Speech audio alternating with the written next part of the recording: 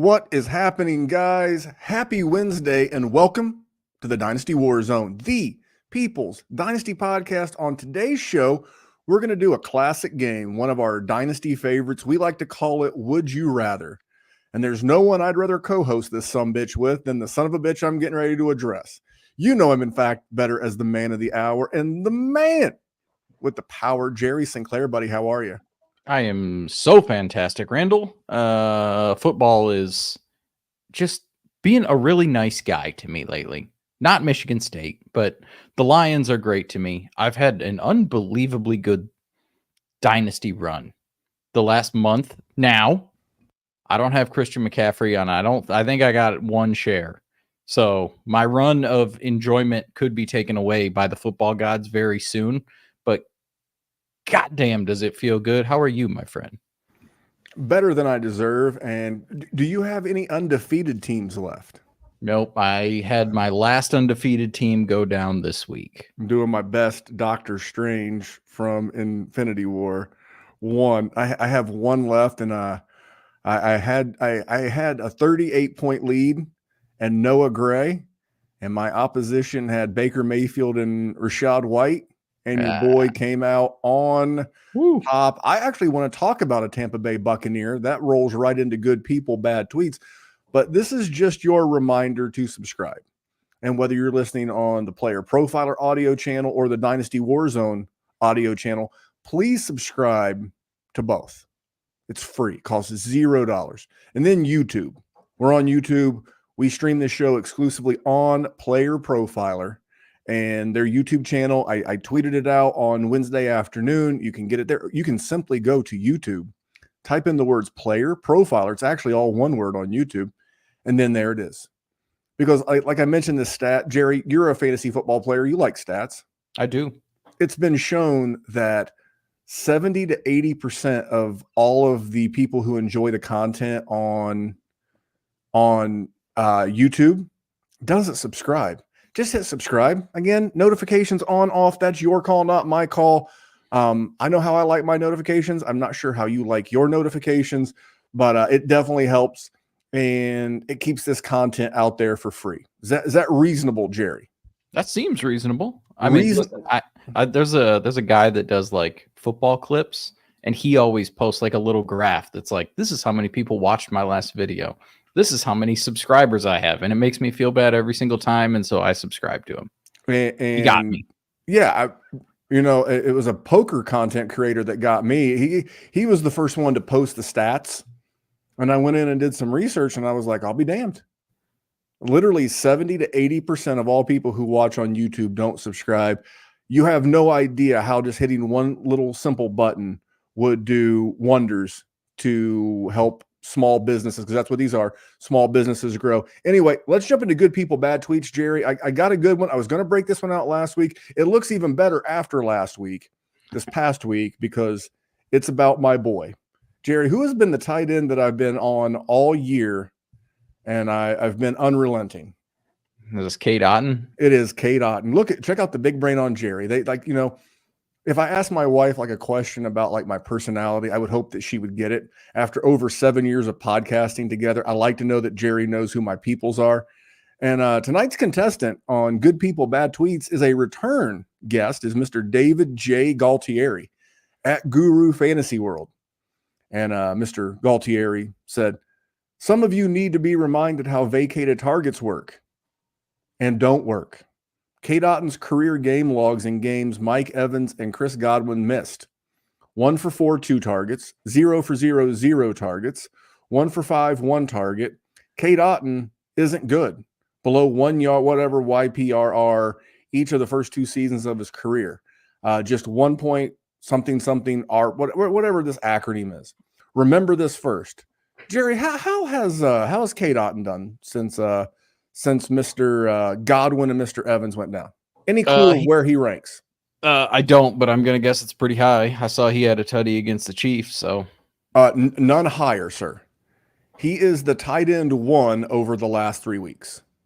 That's the game that Evans and Godwin got hurt, and the 2 games since. But wait, there's more. Going back to Billy Mays. Oh, Billy Mays. God love Billy Mays. Going back to week 3. If you go week 3 through week 9, guess where K. Otten ranks? You're setting me up for pretty high. Tight end 1. Yeah, really? So at least, let's see here. 3.5, 4 of those games came with Godwin and Evans in the lineup. It just goes to show you that, hey, first of all, would you agree that tight end is a position that takes a little bit longer than others to get going in the NFL? Like, you just don't typically break right out. Like, we're still waiting for the big Kyle Pitts breakout. Year 4. Waiting on. I mean, give him some credit. Year 1 was pretty good, but yes, it takes a while. He's doing much better. I'm going standard PPR. So yes, the first 2 games for Otten were the drizzling shits. The first game was 1.5. So I'm guessing that's 1 catch for 5 yards. The next game was negative 0.4. Means he probably had 1 catch that he fumbled. But then this is not premium. This is standard PPR. 9.7, 11.2, 7.4, 9.5, 18, 29.1, 21.7. Now, if you're in a 1.5 or a 1.75, you're crushing it right now. I mean, he's outplaying, and again, it's not to say these guys are bad and you should go out and trade them straight up for K. Otten. That's not what I'm saying. But it's like he's outplayed Brock Bowers.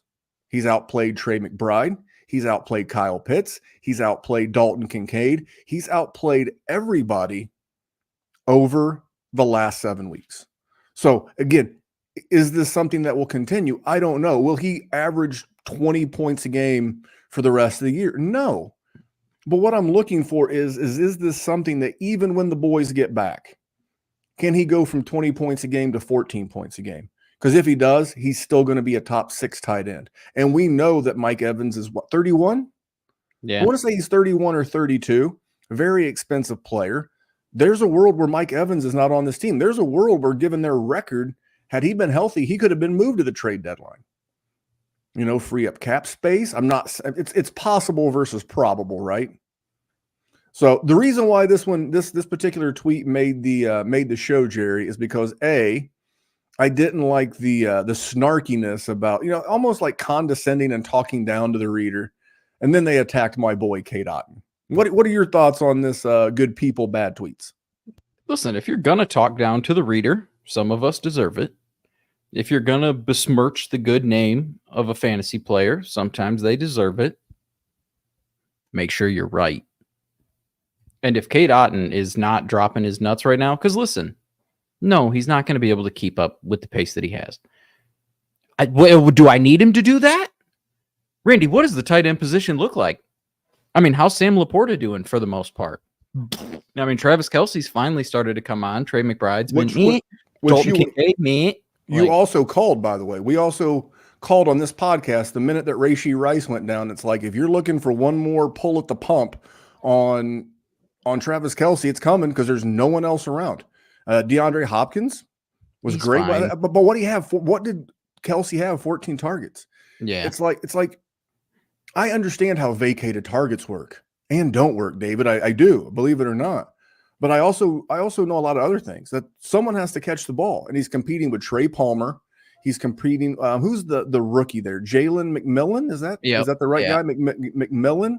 I mean, and Baker, going back to college, has a history of using the tight end position. I don't want to say this was a slam dunk, but this is one that was pretty easy to see. And here's another thing. If we're going to focus on numbers, he kept wanting to use YPRR, yards per route run. You know what is a more important number than that? Fantasy points. Because I don't give a tinker's fuck about any little nerd boy analytical spreadsheet number. When I look on Sleeper and that number next to my guy is more than the one that is next to Randy's, that's all I care about. I don't care what his yards per route run are. I don't care what his air yards are. I don't care about any of it. 0.000. I just want to win. I don't know what YPRR, probably yards per route run. I'm assuming it's yards per route. It feels like it would be yards per route run. But Jerry, are you in any yards per route run leagues? 0 of them. I got a lot of leagues too, buddy. Man, you ain't shitting, mister. We are in a lot of leagues. And I was sitting here like, man, that's kind of crazy. But anyway, it was, I had that condescending flair and it attacked my boy Kate Otten. So Jerry, I know we have to give him a little Uncle Dana. We'll go with this one. I'm going to tell you this. It was a huge fucking clusterfuck. Yeah. Completely fucking irresponsible, a shit show, dangerous, stupid, irresponsible, and just completely fucking ridiculous. But you know what's none of those things and is actually good for you as a Dynasty gamer, Jerry? What's that? Dynasty Deluxe. This episode is brought to you by Player Profiler, the Dynasty Deluxe package. The rankings are the best in the industry. It includes strategy mode where you can say, hey, change the rankings to be win now. Oh, change the rankings to be productive struggle. There's also a draft planner to help you strategize where you should take players because the draft planner also includes ADP. There's a trade finder where we look up on My Fantasy League and we see trades that are done, including a particular player. Then there's a trade analyzer where you can plug in draft picks, players, and we assign a lifetime value to draft picks out 5 years. The best thing about our trade analyzer, it can't be gamed with volume. And there's mock draft data to see right now what's the market for player X versus player Y, including in the fall when very few mock drafts are happening. And our Dynasty guide, the Dynasty Dominator, would cost you $10 on Amazon, but you get it for free with Dynasty Deluxe, and you get our rookie guide for free, a $25 value. So you get all of that for $45. So I mean, it's a great deal. It is, in fact, a great deal. Jerry, and how about that segue? God, I'm getting good at this. You would think so after 7 years. But anyway, that is Dynasty Deluxe. Definitely recommend you check that out. So, Jerry, this was brought up last week by Jamie. And Jamie, I've never spoken to Jamie in person, but the last name is P-E-R-O-G. So we'll call it Parag. Is that fair? That's fair. If you butchered it, we love you, buddy. If we butcher it, you know what? Show up next week and dog cuss me. As a matter of fact, just like tell me how to pronounce it, and I'll make it right. He'll be in the chat at some point. Yes, he is a regular. He usually gets here a little after because he's probably out working. Working like a dog for the man. But I ran a series of polls. Jerry, you know who else likes polls? Who? Strippers. But I ran a series of voting polls on X, Twitter, based on the premise that Jamie gave us last week. And, he gave us one, and that's the first one we'll start with. He started with Sam LaPorta versus Kyle Pitts. So I threw it up there on X. I threw it up there for the people. And, Jerry, what do you think the results were of this poll? Again, a would you rather poll as opposed to a stripper poll? Who won and by how much? I would say Sam LaPorta probably won, but I bet it's pretty close. I bet it's within like 7%-ish. I think it's close. Not as close as you think. Almost a 2/3 win for LaPorta, 62-38. So we'll call it 60-40. So not a runaway, but one that I can definitely understand, but I can't. You know me. I raise my hand as one of the OG original non-believers in Kyle Pitts. And have you ever seen the movie The Waterboy? It's a football movie. I'm assuming you have. Of course. So Tyler Knabley, he has his own show, the FF Barbecue. He does a ton of stuff here at Player Profiler. Him and Jason Allwine have been on me relentlessly to join the Kyle Pitts bandwagon. So 2 weeks ago, after that monster, like whatever it was, 20-some point game, I finally put in an emoji in this tweet that they tagged me in, and it was like someone tapping out. It was like, I tap out. I'll give in. I'll jump on the Kyle Pitts wagon. And then what's he do this past week, Jerry? Mm-hmm. 11. 1 for 11.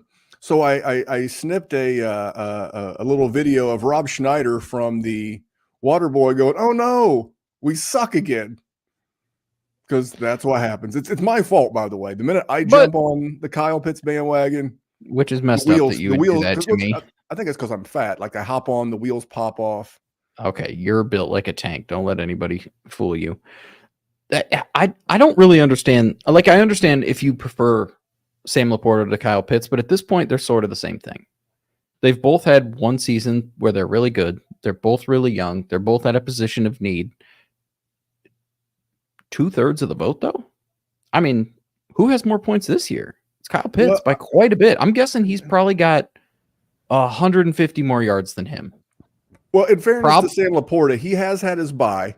So when one guy's had his bye and the other guy has not, I like to go with points per game.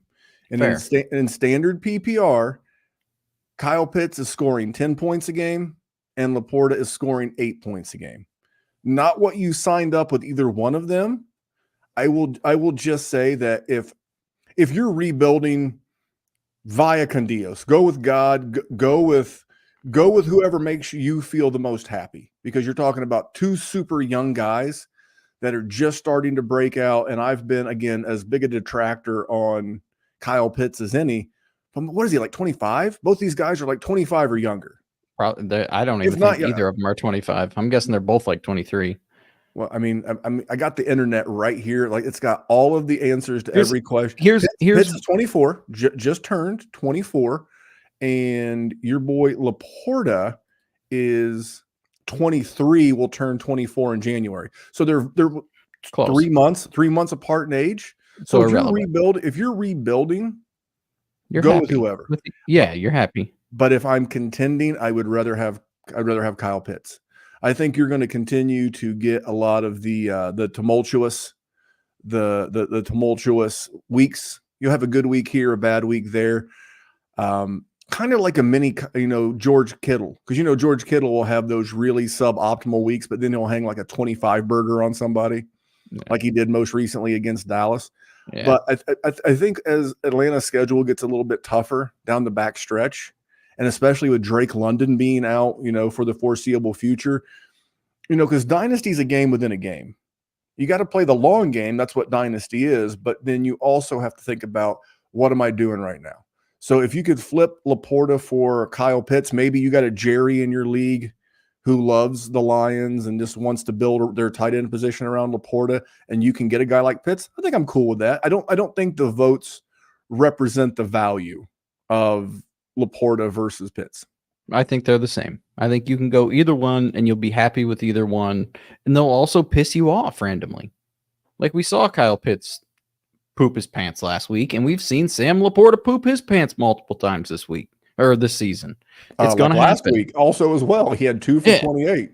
That's what I mean. Like, it's the nature of the position. So it is what it is. Everybody wanted Sam LaPorta to be what Sam LaPorta was last year. Have you seen what the Lions do? They run the ball, and they run it better than anybody with little resistance. They're not going to stop doing that. When they're on the goal line, they're going to give it to Amon-Ra St. Brown, or they're going to give it to David Montgomery. It is what it is. Spoiler alert. Oh, I don't have like the really cool sounder like the Podfather. He has the one that goes, spoiler alert. I don't have anything cool like that, but spoiler alert. Jerry and I will have a lot of content in the off season on running backs and how the game is shifting. We're not going to get into it now. It'll be an off-season trade. Maybe we'll throw it in a patron podcast or something. I don't know. I want to jump into our next poll. And this one right here was for me. And by the way, I didn't use this in the beginning. So I did this without access to my player profiler. I didn't remember my password. I didn't want to re-sign my. I didn't want to. I'm just being grandpa. I'm just save it on your phone.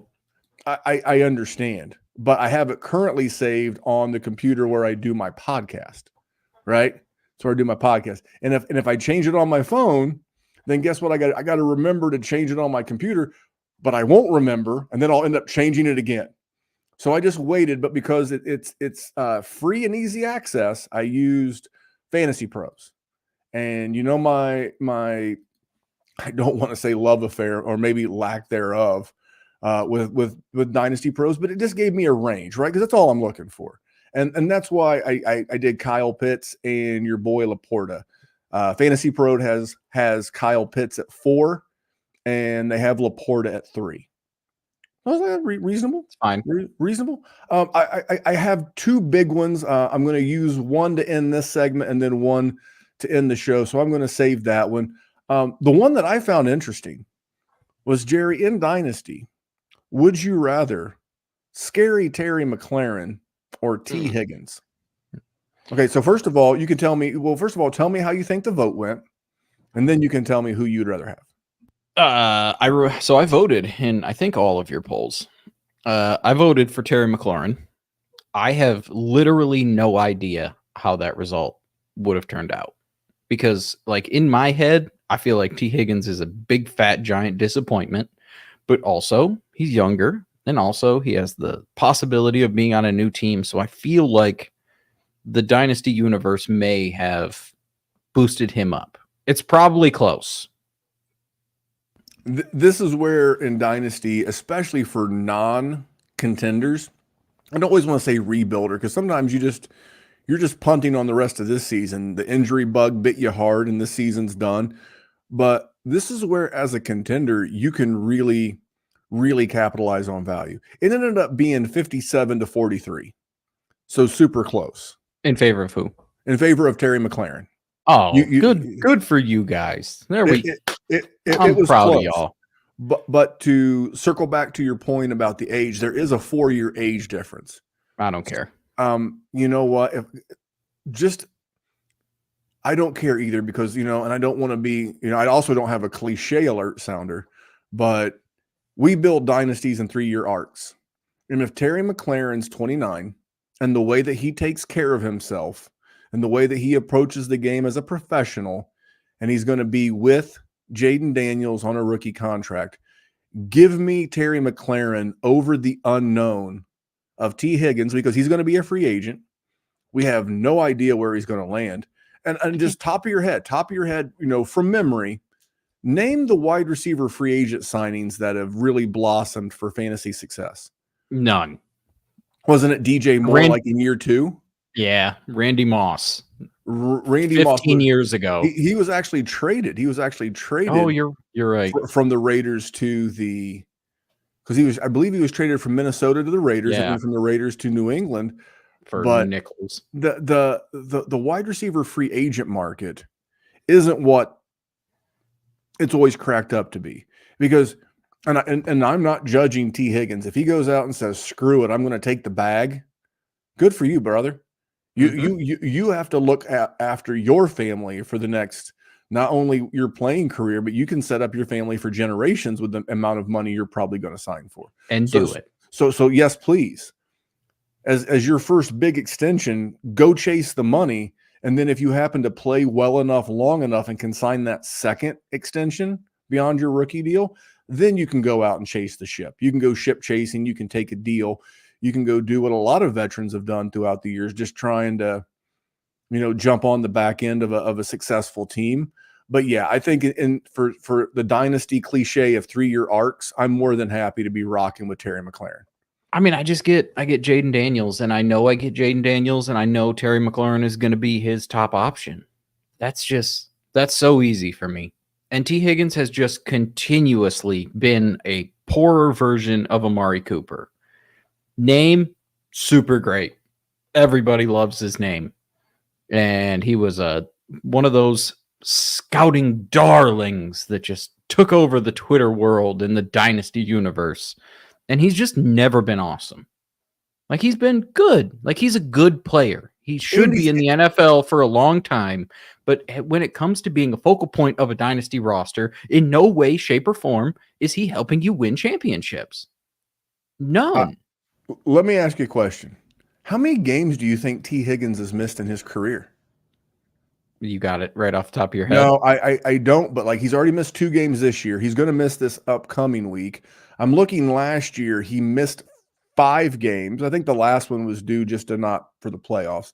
The year before that, he missed 2 games.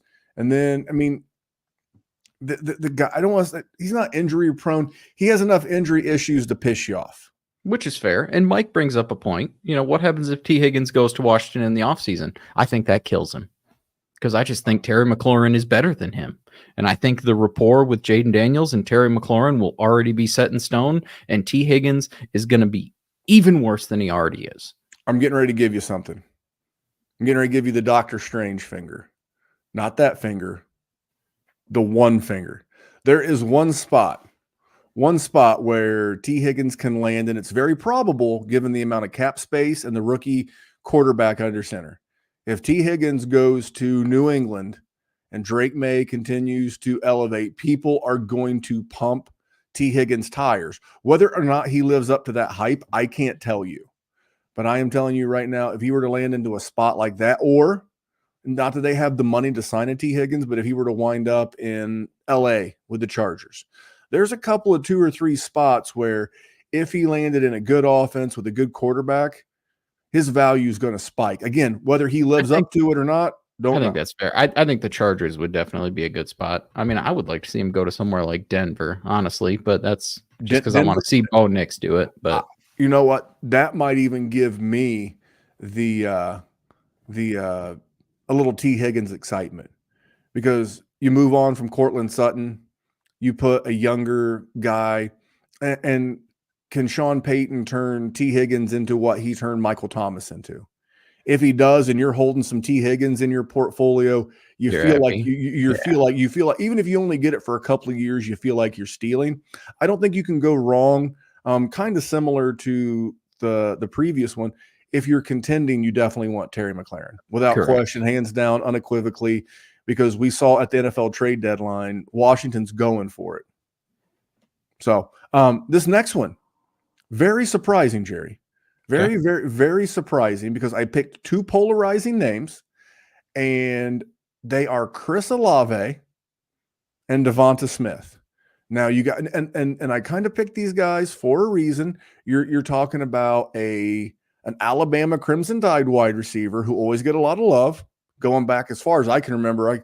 I can think like 2015 Amari Cooper 10 years ago. And then you have Ohio State. Speaking of Terry McLaurin, Garrett Wilson, we could go on.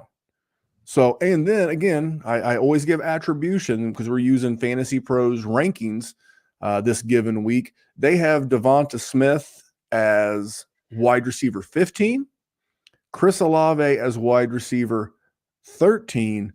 What did the people say? What was the gap in this poll, and who won? I don't know. I really don't want any part of either of these guys. I'm going to guess people said DeVonta Smith just because. Okay, you're correct. But by how much? 15%, 20%. Bigger than the other two. 79% for DeVonta Smith, 21% for Chris Olave. And this again is all about the short-term narrative. Again, I don't have a problem with their rankings, at least in this particular case. One guy at 13, one guy at 15 with Olave and DeVonta Smith. I'm totally cool with that. I think out of all the wide receiver 2s on their team, if I had to pick one, like Jalen Waddle's not doing it right now. No. So it's still DeVonta Smith. It's not DeVonta Smith, but I mean, can I get Chris Olave plus for DeVonta Smith right now? Can I send? Can maybe I a little something? Can I get a second? Can maybe. Can I send a second back and get Olave and a first? Probably not. And I just pitched these trades out there because if this is what the market is telling us, that this is the current perceived gap between these two guys, that's wild. And I'm not a Chris Olave guy, pretty famously not a Chris Olave guy. Yeah. He's still the wide receiver 1 on that team, and DeVonta Smith is never going to be the wide receiver 1. So I get it that it's now more popular to be down on Chris Olave, and that offense is struggling, and now he's hurt, and blah, da, da, da, da, da, da, Derek Carr, all the things. I get it. I don't think the gap should be like that. I think these guys are the same exact player. Same long-term dynasty value, same contender value, minus Chris Olave's injury. Like, Yeah, I've not gotten an update. I wouldn't even want to speculate on the no, poor guy. and So that's irrelevant for dynasty yeah, concerns. But like their ceiling is the same, their floor is the same. Like these guys are just two peas in a pod. So to have it be 80-20 is wild. yeah, I will say that, but if I had to pick one, I'm taking DeVonta Smith because I get the Me better too. quarterback. I just get the better quarterback. Yeah. I mean, Derek Carr, as much as we wanted to believe after 2 weeks, the only one who is surviving that offense is Alvin Kamara. By the way, he's still struggling every once in a while, but he is also an animal. I mean, in the NBA, it's like, like there's just like certain guys who can give you a bucket. Last week in a loss, and I don't recall him scoring a touchdown, he scored 27.5 points. The week before that, 18.2. The guy's still averaging 21.2 points a game, only behind the king, Derrick Henry. He's your RB2 right now. So the only person that's been able to overcome this New Orleans situation has been Alvin Kamara. I'm not holding that against Chris Olave, but yeah, if I'm not contending though, if I'm contending, I'm hanging on to Smith. Again, all the reasons, better offense, but they're close enough that if I'm not contending, if you're not contending and you're looking to add any extra little draft capital that you can, because we feel like they're going to be basically the same guy over the next 3 to 4 years. Yeah, I mean, if you give me a little something, get some juice, yeah, get a little interest with that right, one. Well, we're going to jump into some big ones, but I wanted to hit you with this one because this one right here, I took a great amount of offense to, Jerry. Okay. All right. Would you rather, or who would the people rather, Jahmyr Gibbs or Bijan Robinson? Yeah. You knew I was going here. Who did the people want, and by how much? The people picked Bijan, and I would guess that's a pretty juicy gap too. I would say 60-40. That's pretty good. 58-42. Okay. The problem is, Randy, that everybody that already had Bijan ahead of Jahmyr Gibbs hasn't changed course. And it was more popular to have Bijan ahead of Jahmyr Gibbs than it wasn't. Now, Bijan's getting more carries. Bijan's got less competition. Jahmyr Gibbs is the better player.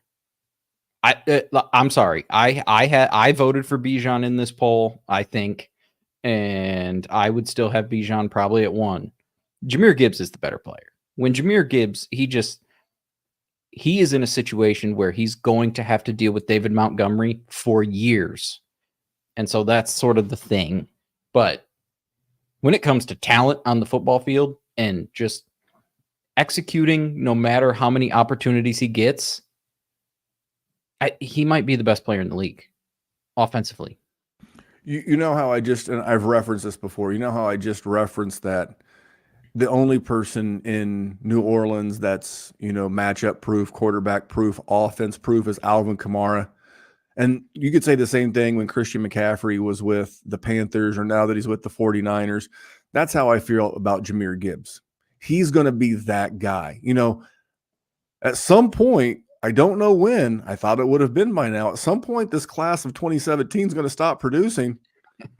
I keep saying that, and eventually I'll be right because those guys continue to kick ass. Alvin Kamara and Joe Mixon and Aaron Jones and James Conner. It's wild. We may never see another dynasty running back class like that again. I like both. Obviously, Fantasy Pros had Bijan 1, Gibbs 3. In actual points right now in PPR, you have they have Breece Hall at 2. Yeah, they have Breece Hall too. I disagree with that wholeheartedly. Yeah, I do too. I had Breece at 2 in the preseason. I disagree with that fully. Yeah, and here's the thing: Bijan currently RB4 in total points, Gibbs RB5 in total points. But here's the kicker: he's dealing with David Montgomery, who is running back 16.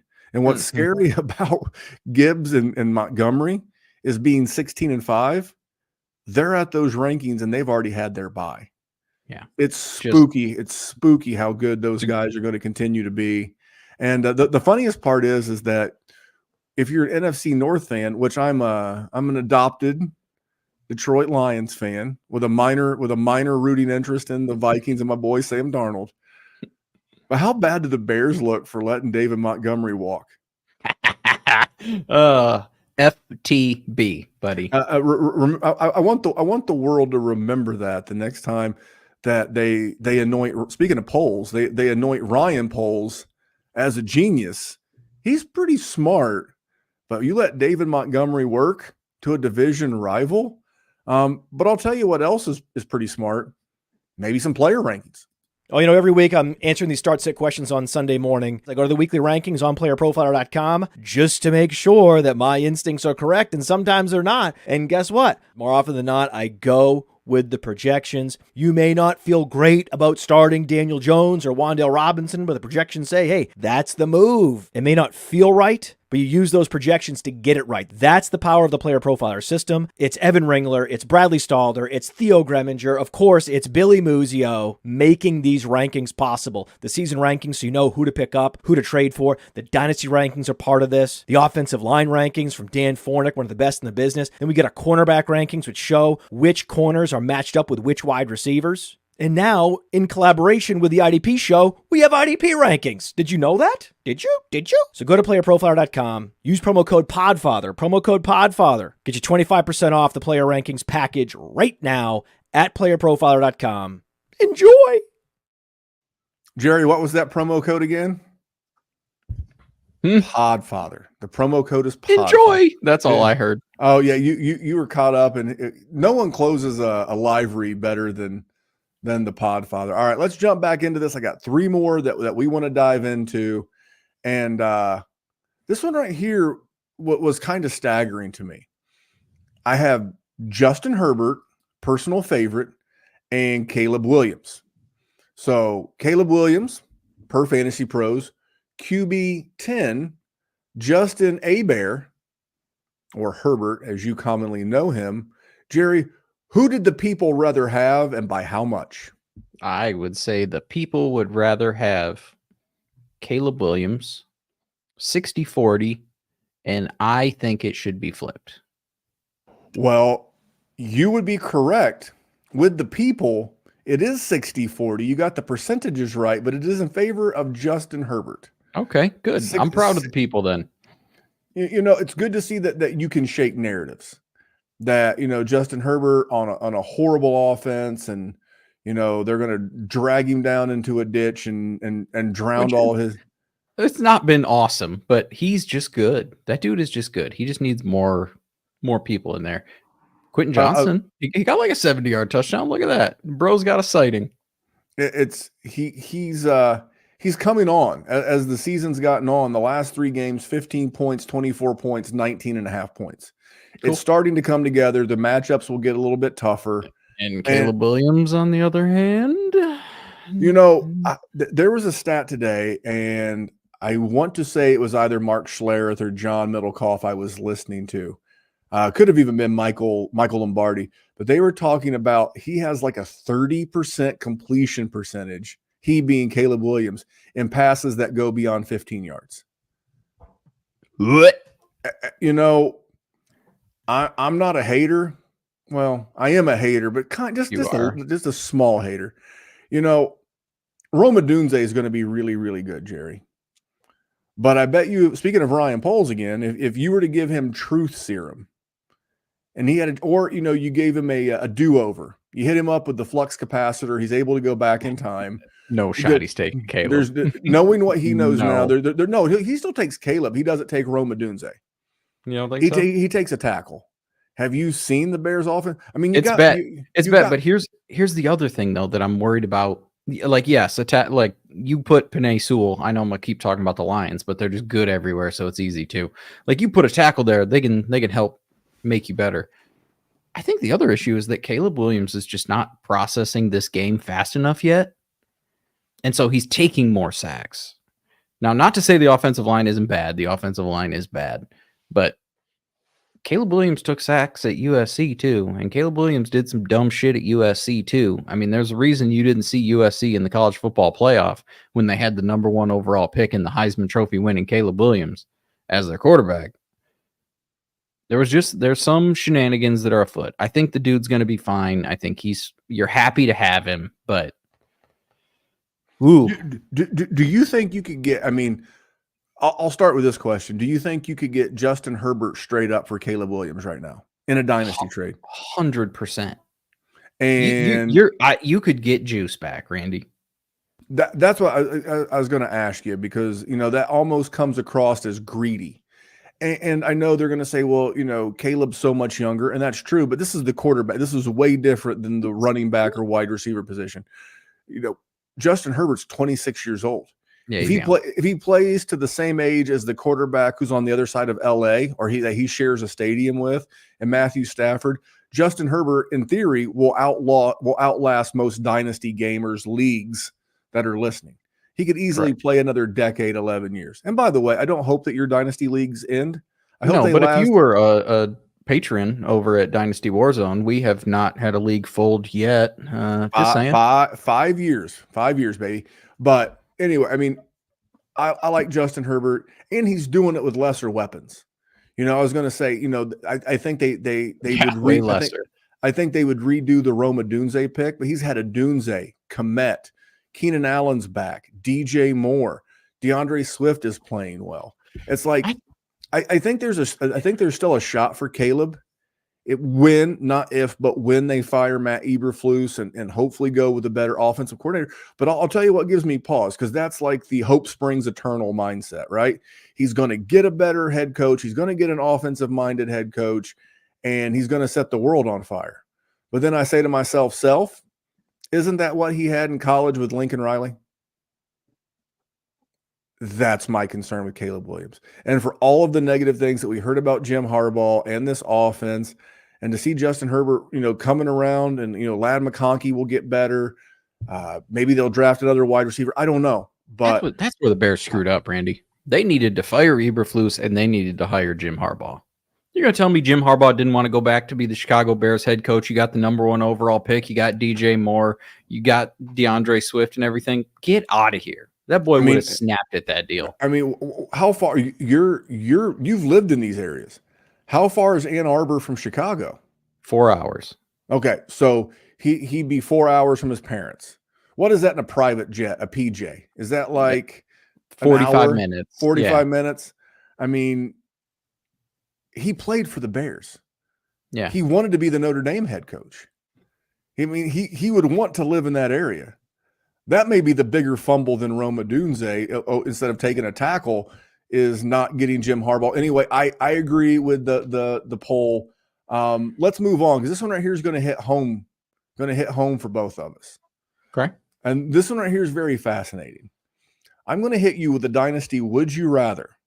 Would you rather have your fellow Michigan Spartan dog, Kenneth Walker, or the much maligned Kyren Williams? But more importantly, before you tell me who you want, who did the people want, and by how much?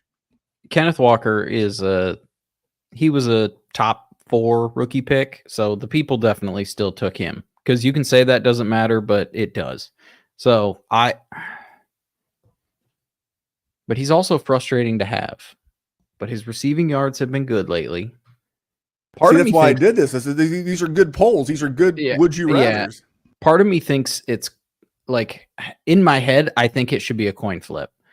But the other part is Kyren Williams is one of the most polarizing running backs that we have. You're either in on Kyren Williams or you're not. So everybody that's not voted for Kenneth Walker. So I'm going to say we'll go 65-35 Kenny. I think it should be like a coin flip, though. Not too bad. The results do favor Kenneth Walker, 70-30. Okay. And which is wild, because I've been told that Kyren Williams is the one who's the injury risk. No. And all he does is play all of the games, take a huge workload, and stay healthy. Knock on wood. I do not want to put the jinx on him. And Kenneth Walker misses 3 to 4 games a year. Every single year. And you can debate on which offense is better. But what do people have against fantasy points? I do not understand.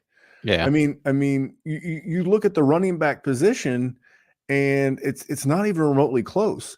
I mean, we were simply, so let me read the top 5 guys in fantasy points on the season. Derrick Henry crushing it.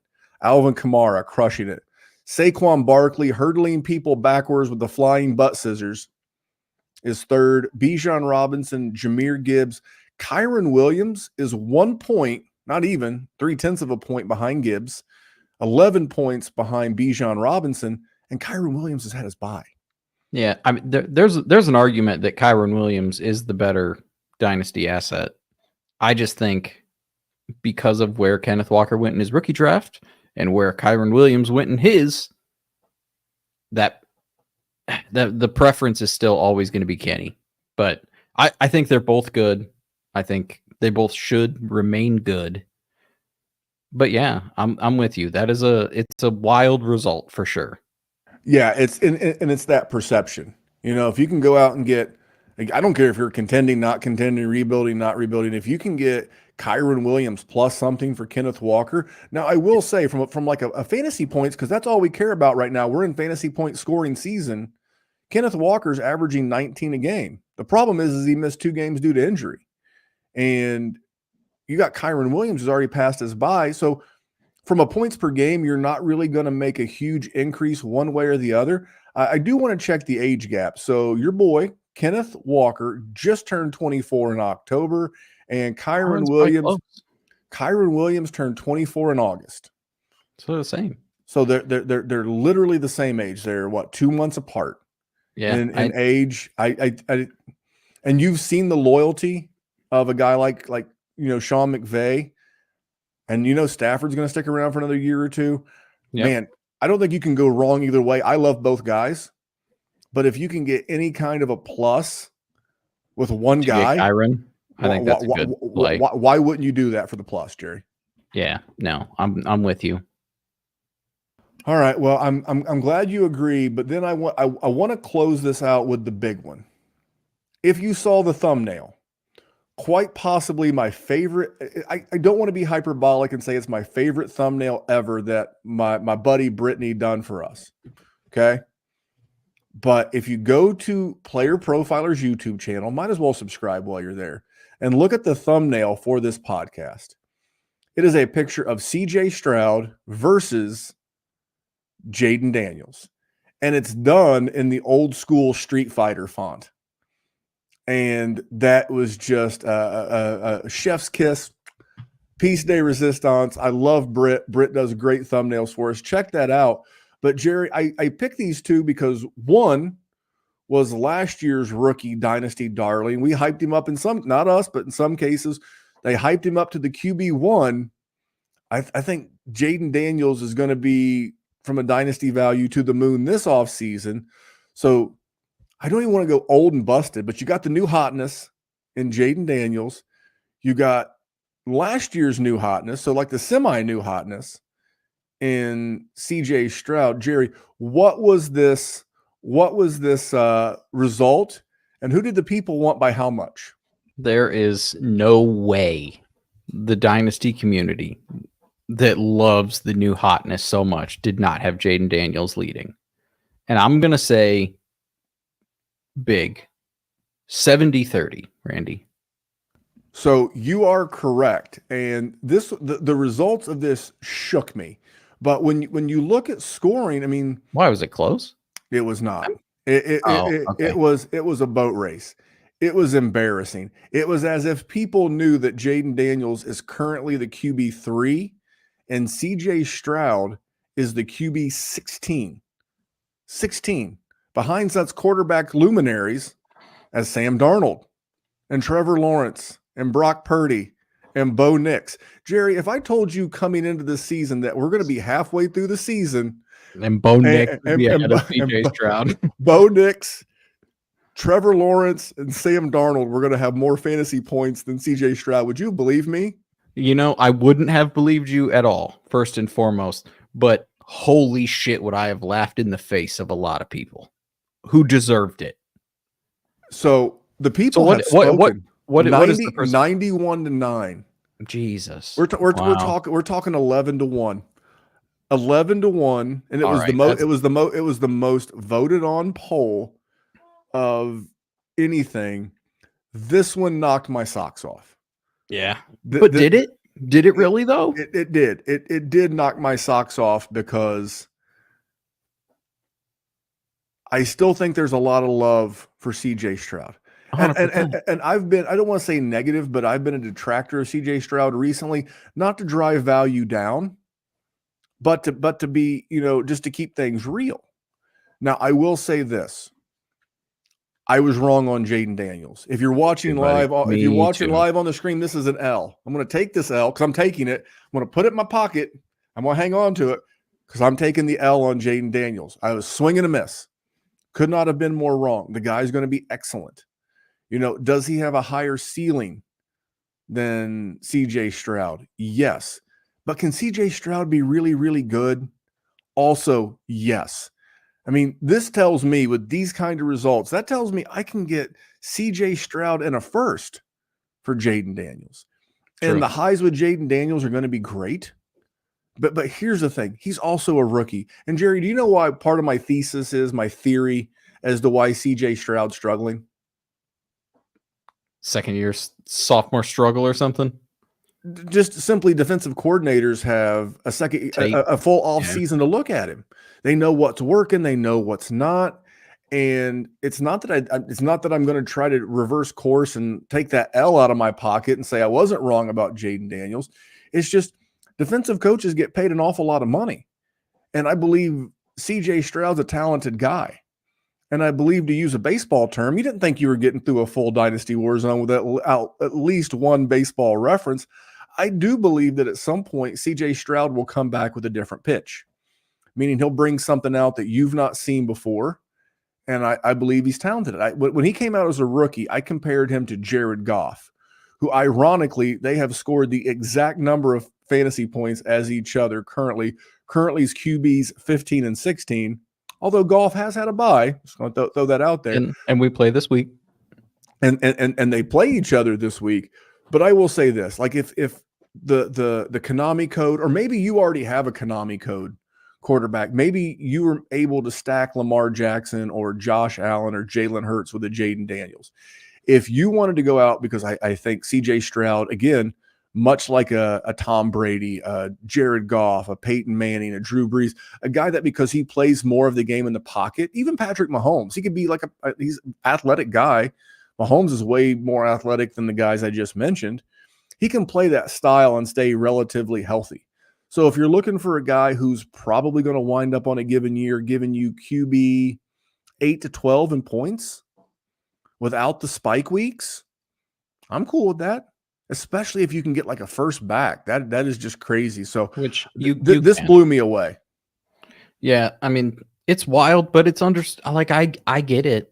Like I'm surprised that it was 91-9 or whatever you said it was, but CJ Stroud is not going to run a lot. And I think the smartest thing you said in that whole bit is don't fall for the banana in the tailpipe. Jayden Daniels is not going to replicate this exact season again next year because everyone in the division, who are they going to worry about? Danny Dimes, Dak Prescott's old. Like we're just, I mean, you got Jalen Hurts. You already know how to play a running quarterback. So at some point, they're going to figure out his tendencies and they'll make it harder on him. Not to say he's not going to be awesome. Not to say you shouldn't draft him super early. Not to say he's absolutely not a cornerstone piece that you can build on a super flex roster or even a 1 QB team.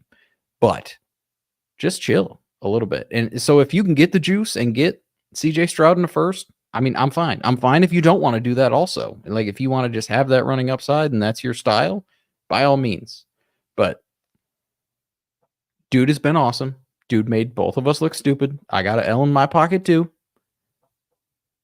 It's 91-9 is a little crazy. Because CJ Stroud is still very young and still very good. And everything that he's doing this year, he's doing. Stephon Diggs is out. And Nico Collins, who has clearly shown himself to be the heartbeat of that team, outside of Joe Mixon, who has a ding-dong that rubs against his shin right now. You know, and potentially we get Nico Collins back. CJ Stroud's still going to be good. CJ Stroud is still a cornerstone piece of your dynasty rosters also. He's just never going to have that top 5 upside. And Jayden Daniels does have that. I'll give you that. but there's going to be some bumpy roads at some point. So just and that's okay. Like that's okay. And you don't have to have a Konami code upside to be top 5 because Joe Burrow is currently your QB5. Joe's not Wheels McGee. Geno Smith is QB7. You can be more of a pocket guy like a CJ Stroud and still be a top, 5. 5 is going to be a stretch. But Jerry, I think the people have spoken on some of this dynasty. Would you rather? Do you have any nonsense for us because we're going to do a quick patron pod after this is over, and I am going to cover a trade, and then I'm going to tell you my tales of becoming a Swiftie. Oh boy. Well, that is a tale as old as time that has inundated many a man in recent years. No real nonsense. Just make your moves right now, people. Yeah, I love all the trade action. Now is the time to go out and make those decisions. Again, we're so quick in the dynasty space to have to put everything into a box, right, Jerry? You're either contending or you're rebuilding. Well, it's pretty clear whether you're contending or not. But you have to, if you're not contending, you don't need to rip it down to the studs and start from scratch. Correct. You need to start getting ahead of it, and we'll do this in the off season, and you'll be ahead of your league because they won't be listening to this because you subscribed. You decided to become a patron at patreon.com/Dynasty WarZone.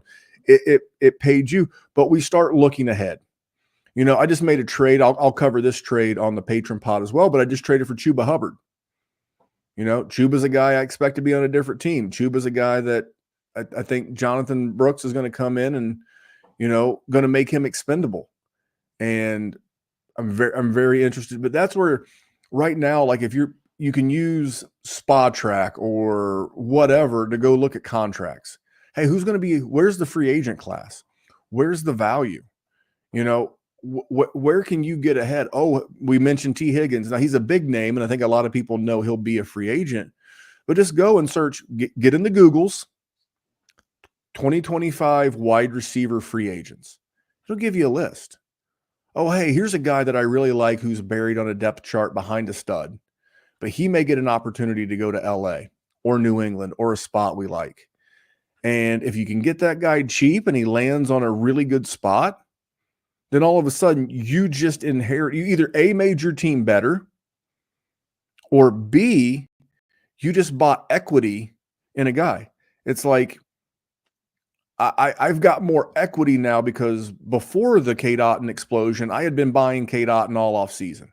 I walk it like I talk it. If I tell you all to make a deal, I make that deal. So, but now I have equity because if Cade Otton continues to play, that he's going to move up the dynasty rankings. I'm not going to get him for a third anymore. There will be no more Cade Otton at 25 years old going into year 4 for a third in dynasty. Jerry, can we agree to that? And I know because I did the same thing with Tucker Kraft. I mean, 100%. I think the key. Go ahead. No. Okay. I was just going to bring up the whole point of why we do a show like this. It's not because you should give a single care about who Randy or I prefer, Chris Olave or DeVonta Smith or Terry McLaurin or T. Higgins or Jayden Daniels or CJ Stroud. It should make absolutely no difference to you. The reason we bring up the percentages is because it shows what a majority of the people feel like. That's what they want to do. So use that information so that if you feel the other way, like if you're fine with having CJ Stroud and you want to get a first or you want to get a Brian Thomas or somebody, and you send off Jayden Daniels, pull the trigger on that. And if that's not something that you're willing to do, by all means, just stay there. But that's what the point of this show is use this information, use each single situation, each player on your team, and assess them to someone who is similar at a similar position. And if you can profit from it and you're willing to do that, now is the time to exploit that. Well, and that's why I like doing this topic, and we do it a couple of 2-3 times a year, is that I do it because A, it gives you, and no offense to anyone's rankings, player profilers, fantasy pros, whomever, those can become stagnant. Dynasty Nerd's another great rankings to buy. But a poll like this on Twitter gives you a real live snapshot in time of the current market. Now, these were, I don't think any of them got to 1,000 responses, but these were pretty shopped from a decision standpoint. So I like doing these. If you have another one you want us to do so we can use our Twitter account and people out there, we'll do it. And we'll again, we just did it. We'll probably do it one more time in the off season. And then, we like to do it with rookies. We do like a rookie sophomore would you rather. So it's a good topic because it's a very helpful topic. But Jerry, I think one thing we can't agree on, I think we should do another one next week. I love where your head's at, buddy. Let's do another one next week. And while we're here, we'll go ahead and go do one over at patreon.com/Dynasty Warzone.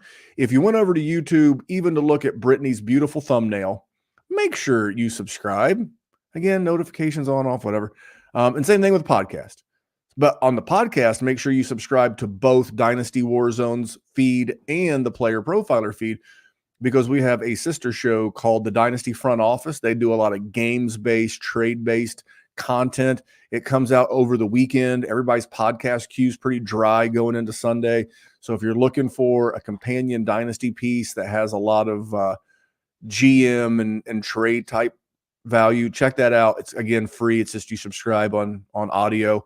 And Jerry, let's get the hell out of here. And you can go find out how I, over the course of the last, the last week, have become a Swiftie. But until next week, his name is Jerry Sinclair. Follow him at JerrySinDWZ. You can follow me at DWZ Memphis. We'll be back next week with more Dynasty goodness. See you guys. Hey, I want to thank you for being part of this broadcast. If you have any thoughts on it, leave a comment. If you enjoyed it, make sure you leave a like. And if you want to see more shows on the Player Profiler channel, subscribe to it. That's how we know you want more.